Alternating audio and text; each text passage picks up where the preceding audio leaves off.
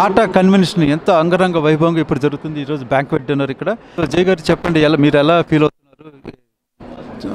Thank you అండి. TV5 ప్రేక్షకులందరికీ నమస్కారాలు.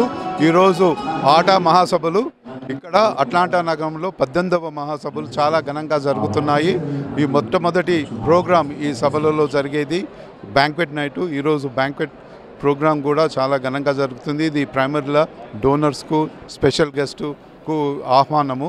దానికి కూడా డోనర్స్ స్పెషల్ గెస్ట్ కూడా మోర్ దెన్ 3000 మందికి ఇక్కడికి వచ్చి ఈ దీనిలో పాల్గొంటున్నారు.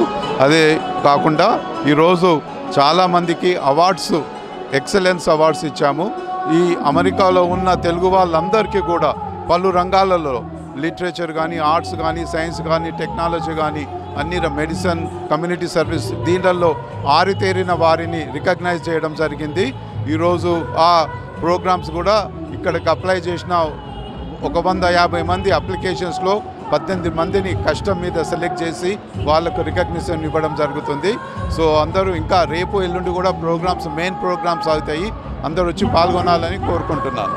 అట్లాగే ఇక్కడ మనం చూసుకుంటే కనుక చాలామంది మనకి తెలంగాణ స్టేట్ మినిస్టర్స్, అట్లాగే కనుక మూవీ ఆర్టిస్టులు చాలామంది వచ్చారు ఇక్కడికి. సో రేపు ఎల్లుండి ప్రోగ్రామ్స్ ఎలా ఉండిపోతున్నాయి? మీరు ఏ మెసేజ్ ఇవ్వబోతున్నా అంటే జనాలకు, రాబోయే జనాలకి ఏ మెసేజ్ ఇవ్వబోతుంది? అందరూ ఇక్కడ ఉన్న అట్లాంటాలో ఉన్న తెలుగు వాళ్ళందరూ వచ్చి దీనిలో పాలు పంచుకోవాలని కోరుకుంటున్నాము.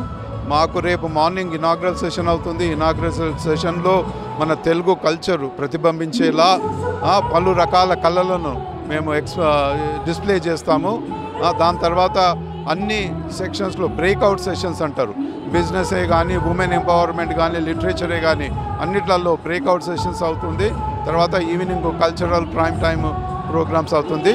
ఈ ప్రోగ్రామ్స్కు ఇండియా నుండి పలు మినిస్టర్సు, 25 మంది ఎమ్మెల్యేసు, పారిశ్రామికవేత్తలు ఇండియా నుండే కాకుండా ఇక్కడ అమెరికా నుండి కూడా చాలామంది డిగ్నిటరీస్ వచ్చారు. సో మీరందరూ వచ్చి దీనిలో పాలు పంచుకోవాలని కోరుకుంటున్నాను.